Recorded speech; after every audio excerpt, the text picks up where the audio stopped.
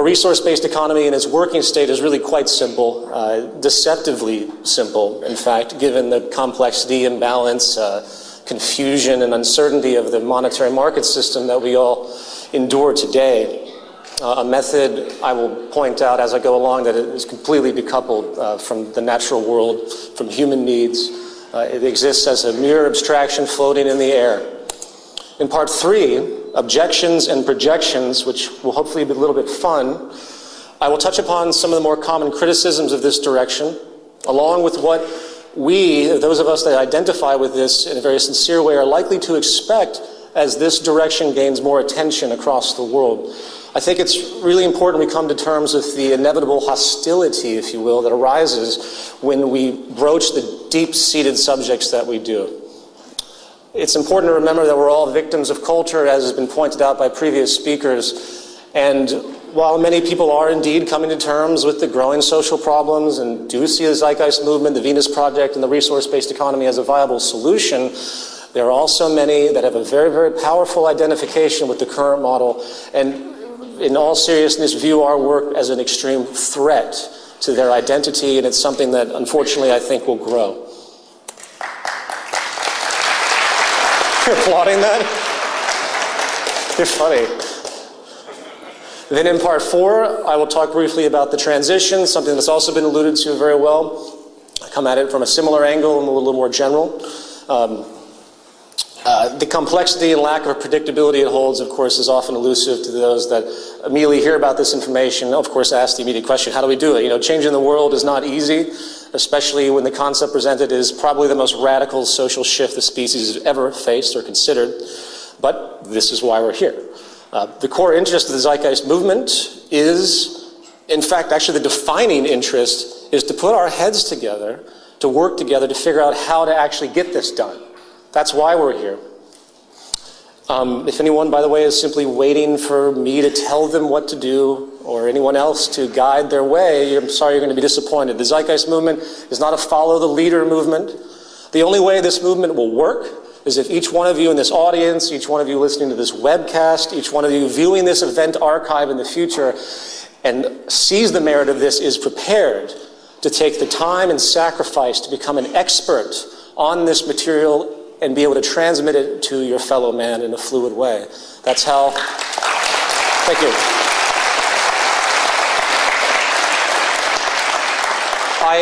I've ended 2 of my previous films with the revolution is now, and I want to clarify that the revolution is a revolution of thought.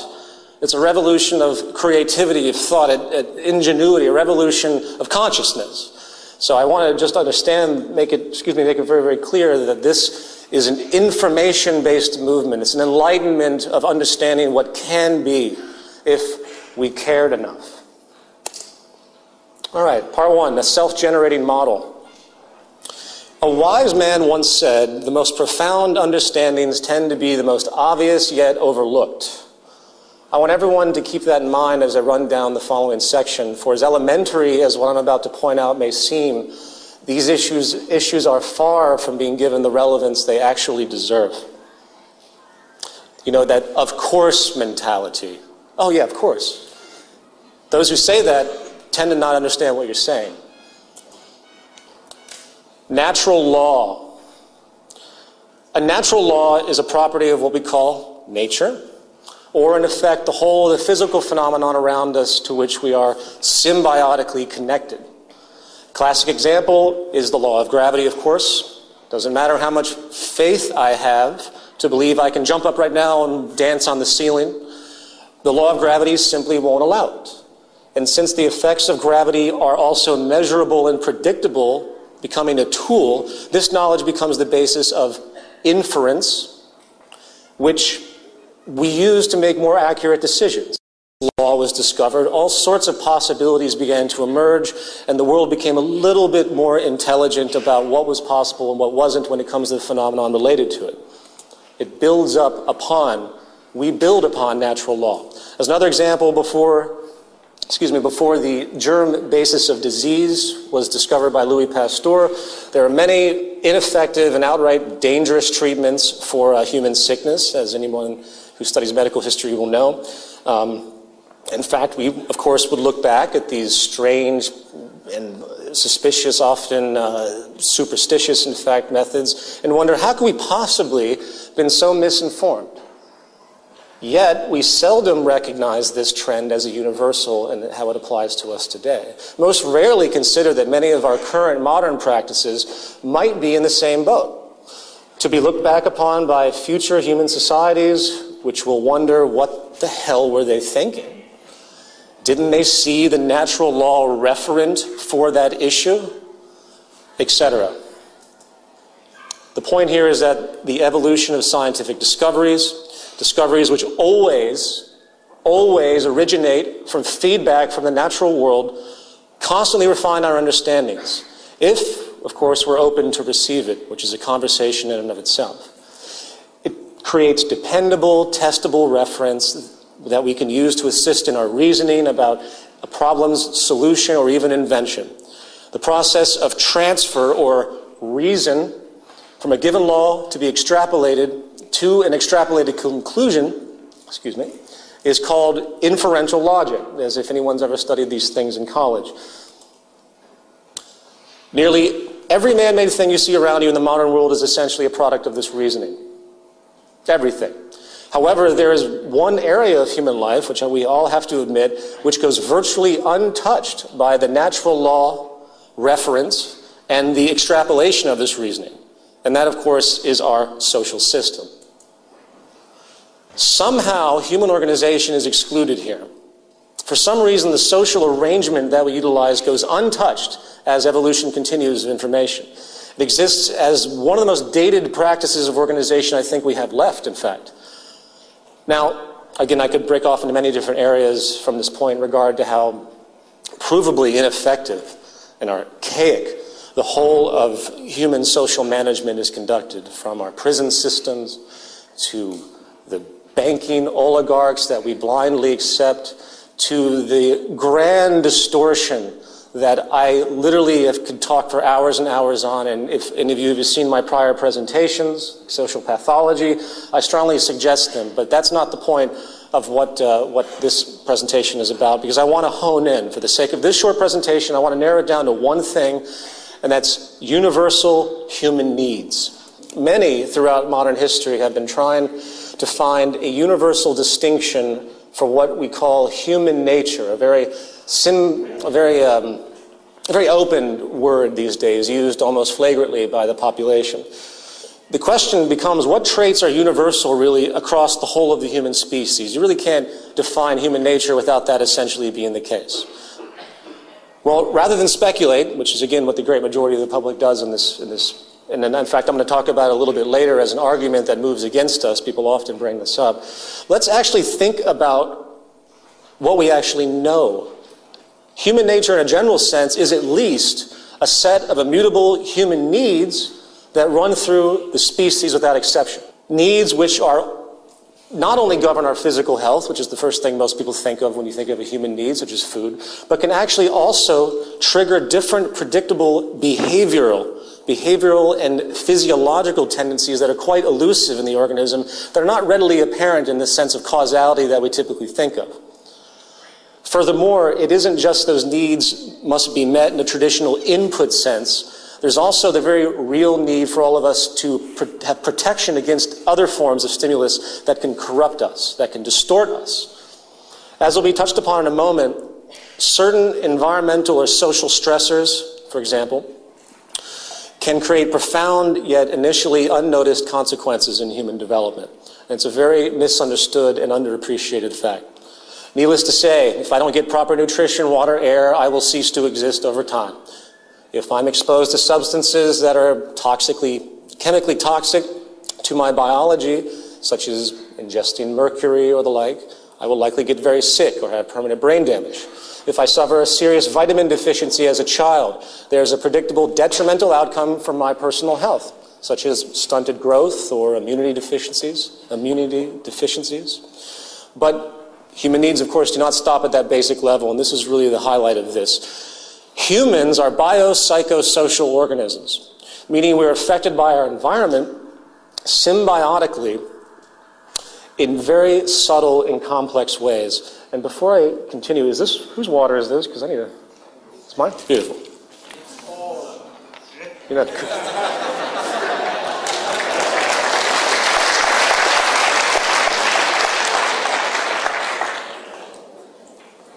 For instance, if a mother in the late stages of pregnancy suffers extreme emotional stress, flooding her system with cortisol, a stress hormone, the nervous system of that child could be predictably compromised in a negative way for the rest of his or her life. For the fetus is in a stage of learning about what the world actually is. It's a natural evolutionary adaptability of the growing organism, and it's extremely important at the earliest stages, including in utero. This goes for infancy and early childhood as well, a critical developmental period where the organism is literally being programmed, adapted to the possible nature of the world they exist in. An impression, by the way, which has been found to carry, again, for the entire life of that person in certain ways. If that critical period is met with severe negative stress, suffering, pain, abuse, that child's development, as we all know intuitively, could develop into predictable tendencies of behavior from what science has been able to teach us, propensities such as addictions and violence in later life. The point here, with respect to human need, is that the physical, mental, and emotional health of a person can no longer be considered an isolated temporal affair. We are social and environmentally connected in an extremely real way, multifaceted. In fact, as an aside, the historical absolute notion of free will, which was touched upon earlier very well, a blanket assumption which is at the core of our legal system, can only be a myth when this understanding is observed. And while, of course, genetics has its obvious place, which I will touch upon a little bit later, there is little denying now that the variation that we see in human health, disease, and in fact human behavior appears to be significantly the result of our social and environmental conditioning, highlights through human needs being met or not being met. In other words, while it's obvious that there's cultural conditioning happening, when it comes to our bare needs and the spectrum of those, it's accentuated when those distortions, when those impressions are met or not met, when we do not get what we need or we are imposed upon by something that we should not be imposed upon. And the life cycle itself, the pre-programming, pre-learning we have as an organism has throughout the cycle different responses to those needs. And naturally, the younger you are, the more the effect will pertain and continue for the rest of your life, the more severe the effect. The problem, of course, is that there is an overall lack of acknowledgement of the biopsychosocial context of human need and its profound effect on us. It goes essentially unnoticed overall by our educational system, the prison system, not to mention its contrast to a competitive economic world driven by a mentality of independence and self-interest. I would even go so far to say that the core idea of being responsible and caring towards each other, or even the environment, in fact, on many levels, is actually held in hostility and contempt by many that have been conditioned by the current model. Little in the world we have created today seems to reflect these very real fundamental needs. They are denied by the social institution. The bottom line here is that if we as a society actually care about the well-being of each other, and hence the symbiotic natural law aspects that create and reinforce that progressive state, we are faced with an immutable social imperative. Across the entire spectrum of what we consider public health today, we now see long-term increases overall in cancer, personality disorders, poverty, obviously, familial deprivation, crime, depression, suicides, addiction, violence, self-harm, kids mutilating themselves, obesity, and many other medical, psychological, and anti-social signposts of an out-of-balance society. Something clearly is very, very wrong. So returning to my basic point, the core referent of any social system is the human being and its evolutionarily defined, immutable, pre-learned need requirements to develop properly, survive, and maintain good health, and prosper. To meet those needs, it becomes a given to have proper management of the Earth's resources and intelligent societal organization to make sure that the biopsychosocial elements, the interconnectivity, is also designed to support us in all the complexity that pertains to it. Anything less, frankly, is really negligence. In the words of Jacques Fresco, you can't just build a society without having access to the necessities of life. So when I use the term comprehensive systems approach, I'm talking about doing an inventory of the area first and determining what that area can supply. Not just an architectural approach, not just a design approach, but the design must be based upon all the requirements to enhance human life. And that's what I mean by an integrated way of thinking. Food, clothing, shelter, warmth, love, all those things are necessary. If you deprive people of any of them, you have a lesser human being, less capable of functioning.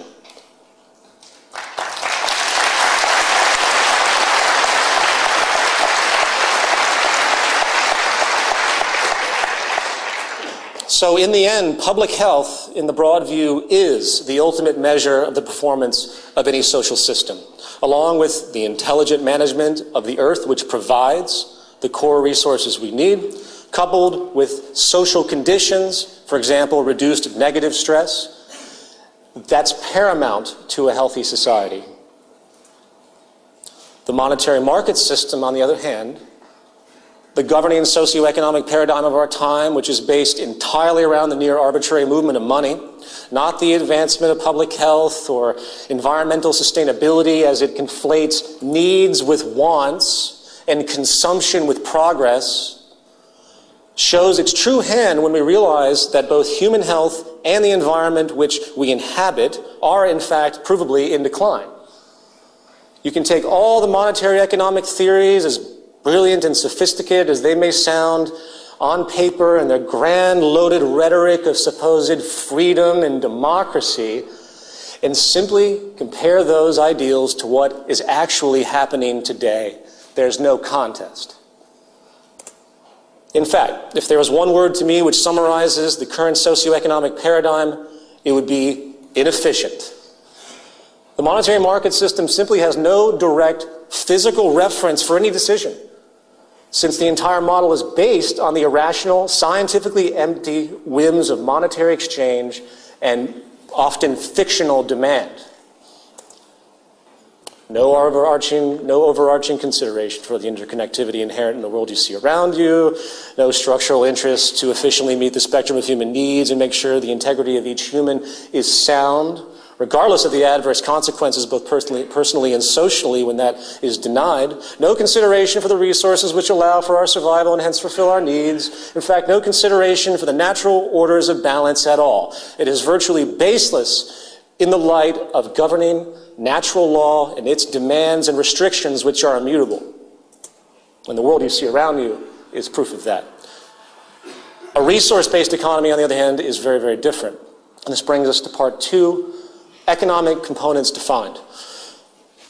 A resource-based economy is a direct response to natural law, inferentially derived to figure out how to best meet the spectrum of human needs in the most efficient and sustainable way possible, taking into account what actually supports us, which is the symbiotic relationship of the earth and this delicate, providing biosphere we all share. From there, we are able to arrange society with very little need for human opinion, if our collective goal, of course, is to maximize our sustainability, human health, and economic efficiency. This system is self-evident. The goal of a resource-based economy, of course, is to achieve peak ecological sustainability and operational efficiency while meeting the spectrum of essential needs of literally every human being on Earth without exception, adapting itself to new scientific understandings in human and environmental discoveries as they arise, and applying it immediately without any interference whatsoever once the scientific validity of those interests are proven. Now you notice in the prior statement about needs and wants, Well, excuse me, you'll notice I said the wants of every human being on earth, but excuse me, let me start again. Now, you'll notice I didn't say wants of every human on earth. It's important we understand the distinction between needs and wants. Wants are not based on natural law. Wants are social contrivances based on cultural influences, fueled today by what we could call the infinite growth paradigm, which demands that everyone keep consuming at increasing rates, by the way, in order for the growth economy to remain afloat.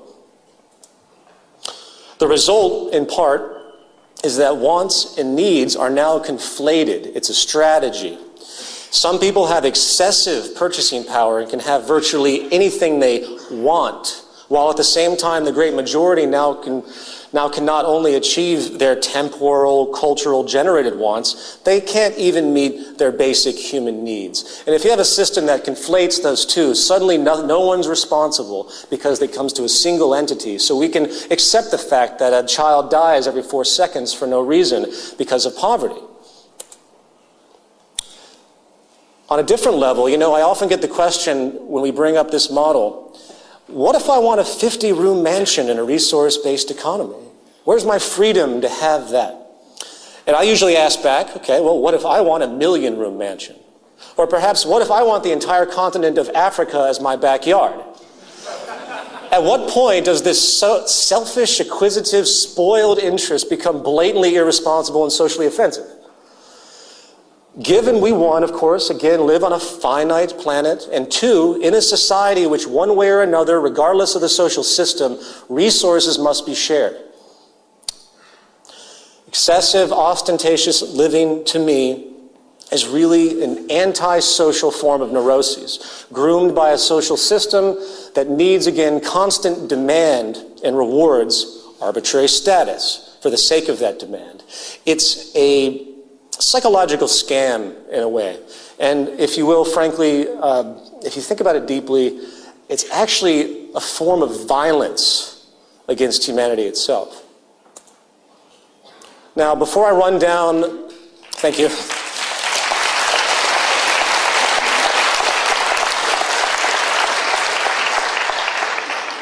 Before I run down the dominant economic considerations underlying the mechanics of a resource-based economy, I want to conclude the subject on needs and wants by pointing out the brilliance of Jacques Fresco's work with the Venus Project and his focus on advanced understandings and methods. The modern reality is that as long as we as a society understand the limits of the finite world we inhabit and respect each other as equals in the basic fundamental sense that we all have the right to live, we can not only meet the basic needs of every human on earth as I described, but given the incredible state of advanced technology today, its rate of change, we can easily enter into the realm of meeting the wants of the human population to a degree likely unimaginable for 99% of the world today. We can create a vast material abundance if we simply updated and organized ourselves efficiently using modern understandings. Now, coming back to the model, I want to specifically isolate 3 aspects. Aspects, again, which are critical to responsible decision-making for the sustainable fulfillment of human necessity. Resource accounting, dynamic equilibrium, and strategic design. Resource accounting. We live, again, in a virtually closed planetary biosphere with a set of mostly finite resources at our disposal. Given this reality, the logic becomes quite clear as to our responsibility if we wish to allow our habitat to sustain itself for future generations. We must organize an account. It's a no-brainer. Proper economic resource allocation really cannot be made unless we have a clear understanding of what we have and where it is. Again, it's no mystery, yet bizarrely, it's not done at all today in any kind of concentrated way. But accounting is only the first step of this responsible earth and social management I'm describing. We also need to track the rates of change, of course, and regeneration, if applicable. Again, it seems like a no-brainer, doesn't it? It seems so obvious. Well, why aren't we doing it? Here we have what could be called dynamic equilibrium. Classic example of this issue today is deforestation. Trees have a natural growth rate. We can't really alter that, at least not now. And if our use of wood exceeds the natural regeneration rate of a particular area, we have a problem. It's the definition of unsustainability. Remember, as an aside, the monetary market model, again, requires as much consumption as possible to keep the growing population employed and the economy operational. This is, very simply, by all definition, complete ecocide. Remember, a core requirement of a true economy, a real economy, based on something tangible, is to economize, to be strategically efficient and conservative. Today, we, of course, live in an anti-economy, to quote John McMurtry. And this leads us to strategic design. Efficiently meeting the spectrum of human needs on a finite planet in a sustainable way means resource allocation must be optimized strategically and conservatively. Today, this is haphazardly done through arbitrary monetary rationalizations. It is about what can be afforded by the producer or the consumer, not what the most efficient strategic use actually is. Not to mention the issue of longevity of a given good and the method to be used for its eventual breakdown, the recycling. None of that is considered in the initial design of anything, for, as I mentioned prior, it's all about constant turnover. Remember, an economy is about increasing efficiency at all times. It's about doing what is most scientifically correct, not what some company can afford in order to remain competitive in the market system. We need strategic allocation and design as derived from proven technical parameters that assure maximum efficiency and sustainability. Anything less, again, is just absolute negligence when you really sit down and think about it. It's beyond depressing and enraging when you see what's actually occurring. So, resource accounting, dynamic equilibrium, strategic design. This sets the basic underlay of the resource-based economy model.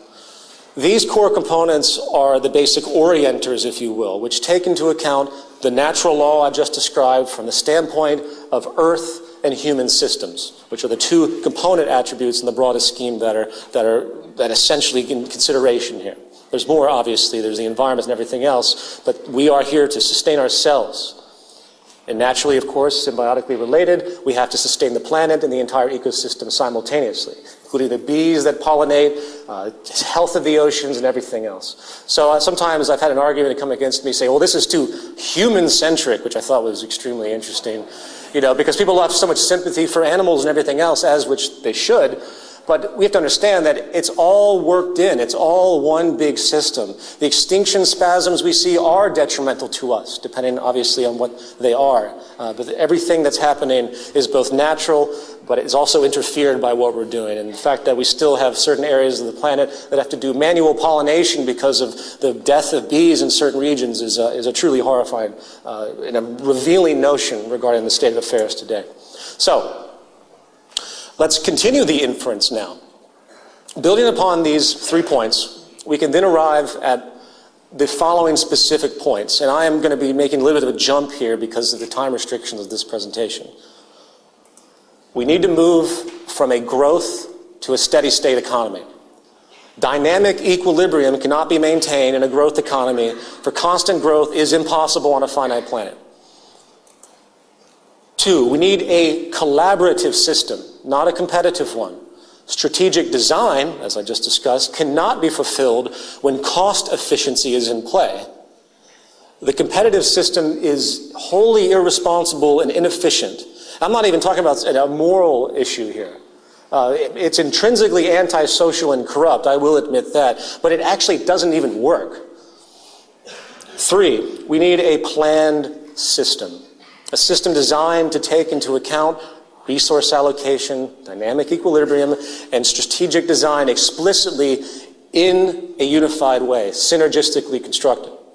The dispersed, haphazard, free-for-all corporate system doesn't even come close, and the lack of efficiency is simply unacceptable.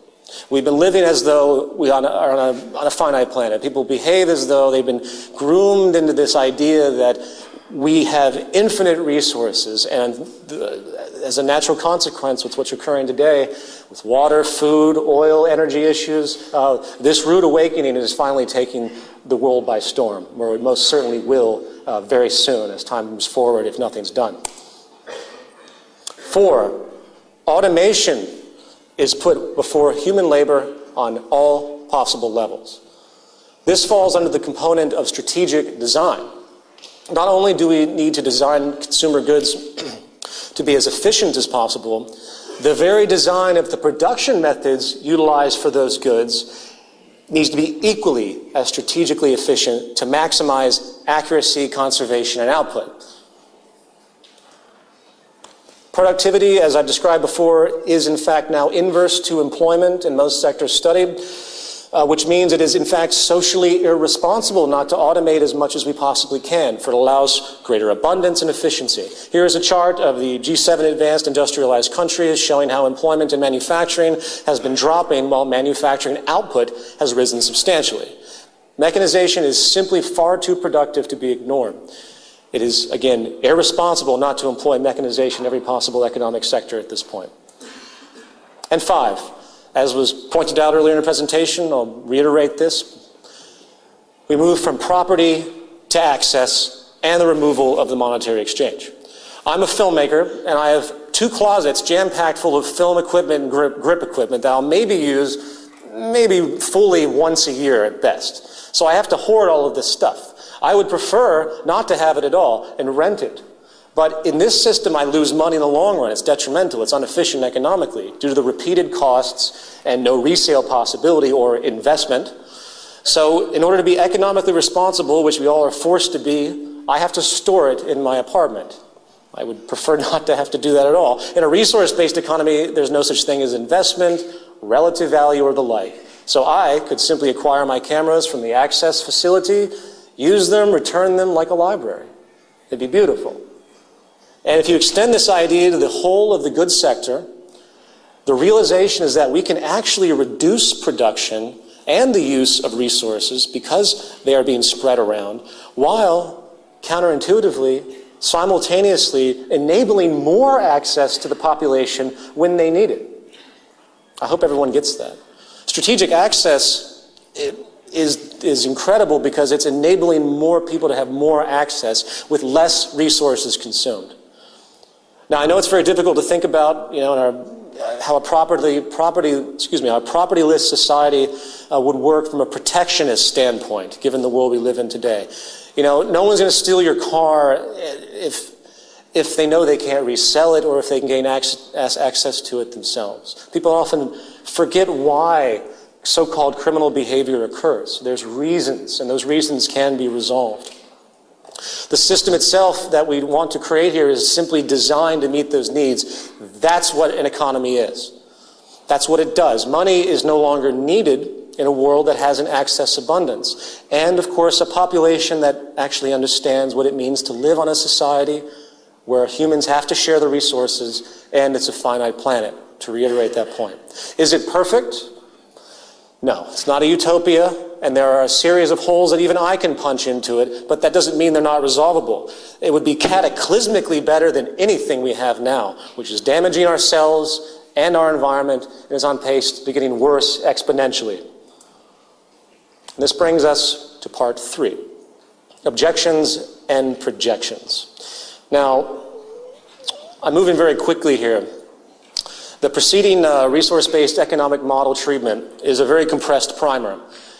Joe did a wonderful job of a more extensive treatment of this, which is similar to other lectures that have been given, and of course our orientation guide. So I want everyone I'm really happy that that thorough explanation was given, because this, if you weren't familiar with this would be very, very truncated, which it very much is. And I really encourage everyone to follow up if you have questions with all the resources that we have at thezeitgeistmovement.com. One thing I do recommend as a counterpart to the human necessity angle, the build-up inferential logical approach that I just denoted, is a section called Project Earth I did in a lecture called Where Are We Going? While there's also, of course, a truncated version of that in the film Zeitgeist Moving Forward. So please know that there's much more to it than this, but I hope the reasoning of what I've just described is coming through. My goal here in that description was to approach it from the angle of human need, which is something, unfortunately, we don't think about. Not just the human need aspect, but also the systems Earth approach and the relationship between the two and what we have to do to find balance, maximum efficiency and balance to enable as much prosperity as possible. That's the equation. That's the calculation. Now, my goal with part 3 is to not only address some very common criticisms and speculations that come up regarding what we just described and all the other materials that we have, but also to use those points to further communicate some other important issues of a resource-based economy. But before I begin, I think it's important to discuss something that's very important to me that I see rising in the community, on the internet, in my own personal experiences and interactions with people, and that is the issue of violence in communication. Needless to say, we're all victims of culture on one level or another. That means we've been influenced and groomed in certain patterns of thought by our environment. And one of the cultural staples of modern society, unfortunately, is the use of verbal violence to support one's position. And sadly, I don't know anyone who doesn't impulsively engage in this from time to time, including myself. Calling people names, might not seem as offensive as physical assault, but the intent is essentially the same. The intent is to injure, to dehumanize and humiliate. Verbal violence is just a different degree of physical violence. In fact, I'm a firm believer and have done a tremendous amount of study on the work of Martin Luther King and Gandhi and all of the initiators of the nonviolent communication movement. The goal of nonviolent communication is to try and leave the door open for others to enter if they choose to do so, to unconditionally invite them to accept you regardless of how much they actually hate you and wish to injure you on whatever level. Easier said than done, but it really is the only effective method. I state this because the nature of our work in the Zeitgeist movement has become a magnet and will continue to become a magnet for various levels of assault. Think about it. All of us that are identified with this, we're here telling the world that what they're doing is wrong at the basic level of operation and understanding. We're here initiating a global change that exceeds anything attempted in human history, as far as I know. A radical shift away from everything the majority of people on this planet have come to identify with. So hostility is not only expected, it's inevitable. And it's very important that we all be prepared for this intellectually and emotionally and have great patience and understanding and know how to behave accurately, if you will. Thank you.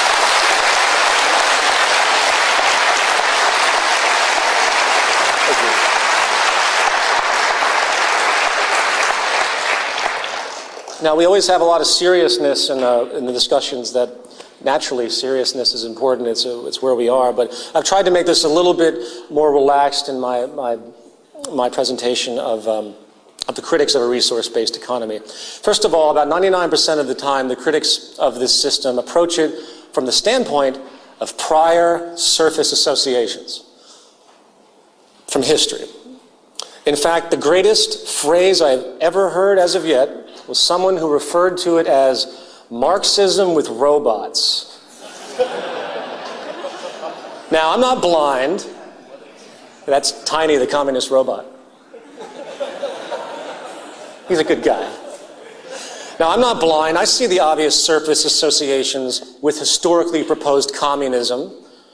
But the fact is, as I've alluded to in a truncated fashion, the train of thought that arrives at a resource-based economy is self-evident.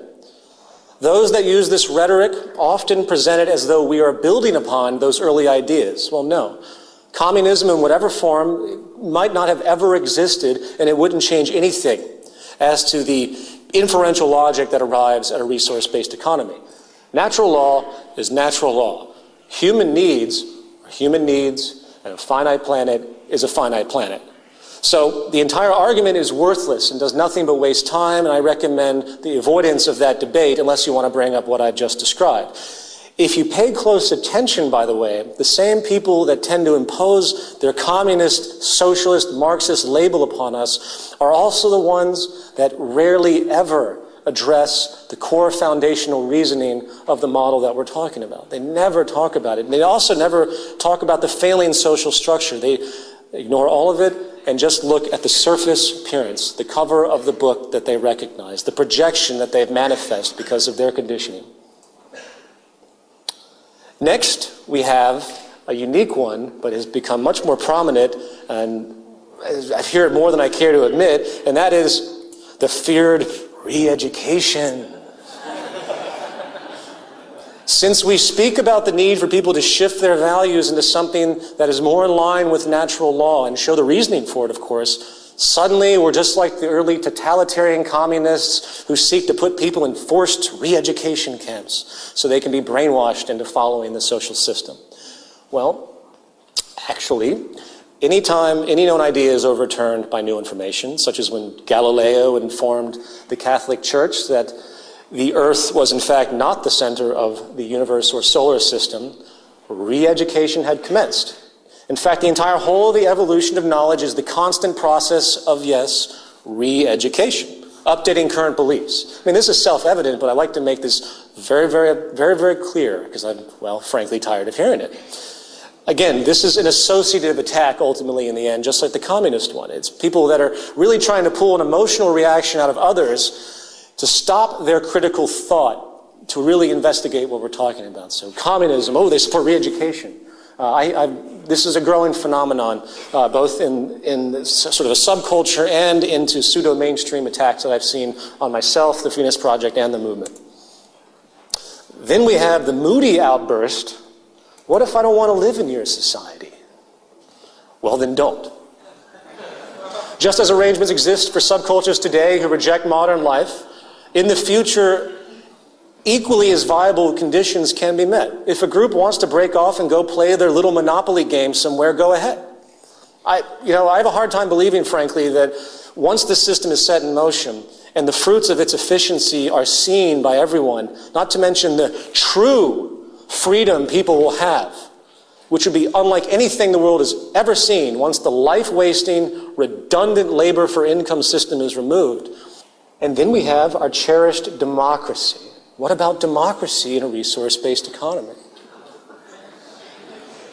Well, I say, what exactly are you expecting? Wading into some voting booth every couple of years like a mind slave, pushing a button for a candidate you have zero control over once elected? It really, when you step back, you can hear the irritation in my voice because in my all sheer honest opinion, I can't believe that it's still around. I can't believe we're still doing this. The real election of relevance is not the election of people. That is a dated, bizarre notion that we think it's a give-in. It's a give-in to really a power system. We're enabling a power system of control, giving, we're literally, as this cartoon depicts, the freedom to elect our dictators. Because we have no control over anything they do once they're elected, and then a couple of years go by, oh, maybe we can remove them. Real election of relevance is not the election of people, it's the election of ideas. It's creating an actual system of interaction where new ideas can be submitted by everyone, and they are technically evaluated for their relevance and possibility. Please see the orientation guide that we have at thezeitgeistmovement.com for the proposed central database program, an extrapolation of modern AI understandings. It sounds fanciful, it sounds like science fiction, but these realities are coming to fruition very, very quickly. In decision-making processes, the digestion of information, even through our crude language, is becoming viable through automated systems. And it would mediate our human interaction and evaluate proposals objectively, as opposed to a political party with lobbyist influences that might see our ideas viable in a scientific sense, but because of their influence, they will override it, which happens on a daily basis. I probably shouldn't have to even explain that. Okay, and then we have collectivism doesn't work. And this is a very common one. Collectivism just doesn't work. If the core basis of collectivism, at its foundational definition, What is it really? It's simply a group of people working together for their common good as a whole. If this wasn't working, we wouldn't have business, we wouldn't have a military, we wouldn't have sports teams, we wouldn't have people working in any group effort whatsoever. As far as using the model of a collective as the basis of a social system, which is of course a very large extreme of such an idea, by the way, which has never really been seriously tried. People throw out the collectivist notion as though historically, in the early communist states, that these were true collectivist societies. No, they were not. They were always dictatorships by design, autocratic, which is not collective. A real collective is simply society working together as a team, like a family, in fact. Imagine that. And the last one for this section, my favorite, it's against human nature. We are simply unable to work together on a large scale because of our evolutionarily embedded self-interest. No hope, we're stuck, everyone go home. To this day, I'm amazed at how many people I run into with no education on the matter whatsoever, not opening one book, that throw out the human nature argument as the immutable force that will never allow any type of community, anything really, to come to fruition. Especially, of course, a resource-based economy. Just recently, I read an article that was produced essentially by the John Birch Society, which is a right-wing anti-communist group. At the very last paragraph of this bashing of Zeitgeist and the Venus Project, they're like, well, Jacques Fresco, he can keep his little fantasy, it's nice and cute, but unfortunately human nature won't allow it. And I can assure you that the guy has never done anything to research what that actually means. It's the last bastion of those who have nothing else to say in defense to support their indoctrination.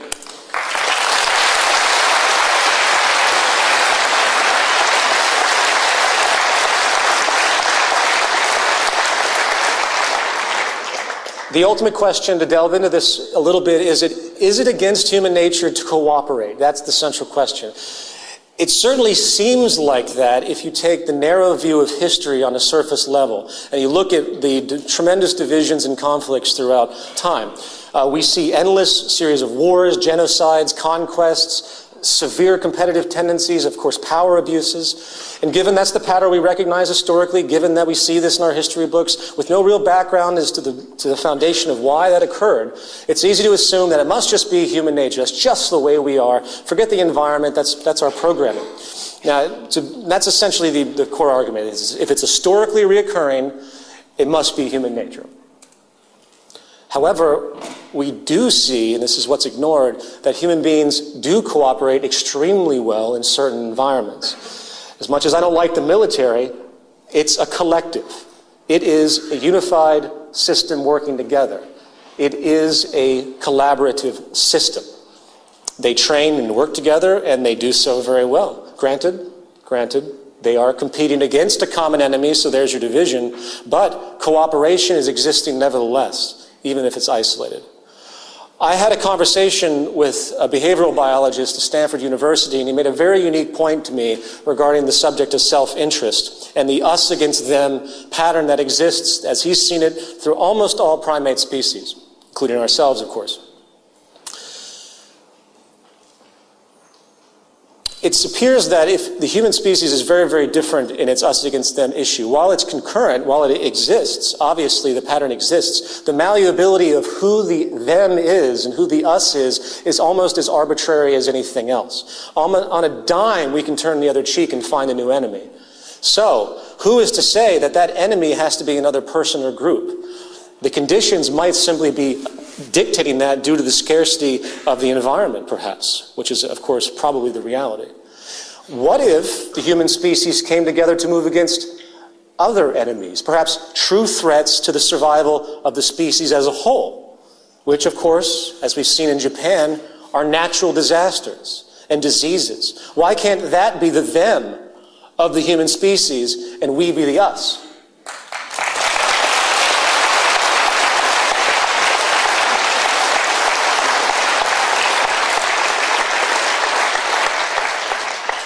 At the end of the day, the entire thing is really about the environment, and that is what navigates this. So I have no problems. I find no dichotomy in the understanding of human nature with respect to us being able to collaborate, because the patterns are all there. It's simply creating the condition and the understanding to make it happen. Okay, so there's a great deal I could have said on the nature versus nurture and evolutionary psychology issue. The film that I released, the first opening section, I think does a very good job to create a primer of some very important aspects. So I'm going to leave it at that and move into part 4, transition and the movement. The transition itself from our current system into a resource-based economy is, of course, a complex thing to consider with variables beyond our current foresight, as been alluded to by previous presenters. The central issue is awareness, of course. If the public's consciousness can be expanded to understand and accept the incredible potential the future can hold, where poverty, war, 95% of all crime, mundane, repetitive, meaningless jobs would be eliminated, then I feel, obviously, they would be more likely to adjust their values and expectations and associations accordingly. This data is coming on the heels now of a global economic, ecological, and dare I say, spiritual or confidence collapse across the world. And the underlying mechanism of these problems, driven by the monetary market system's very mechanics and values, are generated to support it, show no signs of stopping. And I think we're going to see, as I mentioned earlier, an acceleration of these issues as time moves forward. I'm not going to expand on the different levels of social failure as I see it, because it isn't the scope of this program. In a lecture I called Social Pathology, which was done in Z-Day in 2009. I do a huge expansion of this, so if you want to understand the pending collapse, which deals with technological unemployment, peak oil resource depletion, water and food shortages that are pending because of failures of efficiency, systemic global sovereign debt default and hyperinflation, along with the result, in fact, of massive civil unrest. As confidence continues to fail, people become more alienated, poverty increases, and income disparity increases as the wealthy work to protect themselves and grab as much as they can, because that is their reaction to these types of things. The worse it becomes, the worse it's going to get. I hate to say it that way, but that is the natural unfolding as has been happening. So we're faced with a massive uncertainty, and there is no transition plan, that I could explain to you that would hold up over time. What we do know is that we need to get programs going which will continue to get this information out there and spread the word and basically fuel the movement. One program I hope to get going, in fact, is a global redesign team. I've been briefly in conversation with the Venus Project about this, and it's also affiliated with a prior online concept called From Earth to Venus, which is going to be, as I'll explain, essentially, we want to objectively consider how each area of the planet would be properly redesigned for maximum sustainability. So if there's engineers in the movement, if there's city planners, it's time to come together in a virtual sense, understanding whatever we can to start to reconstruct this and show the world what can be done. And then have an annual presentation, very much like Z-Day, but of a more focused element, more focused context, where the work would be presented to the world to say, hey, we just designed the entire North American system. Look how efficient that is. And hopefully, leaders, governments, people in business will come to terms with the need for this type of understanding, and it will take hold. And in a transitional sense, that might be a good starting point, where they come to these conferences and they learn big presentations about how to literally redesign the society to benefit us in the most sustainable way possible. We have this thing called the G20, Well, we need the Z20, or the Z200, in fact.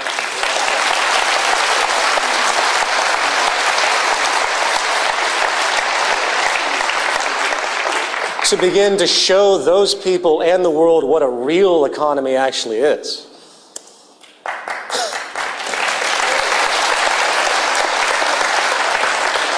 Now, our current goal, of course, in this phase is critical mass, unifying the world to understand what actually constitutes our survival and prosperity, as we've discussed.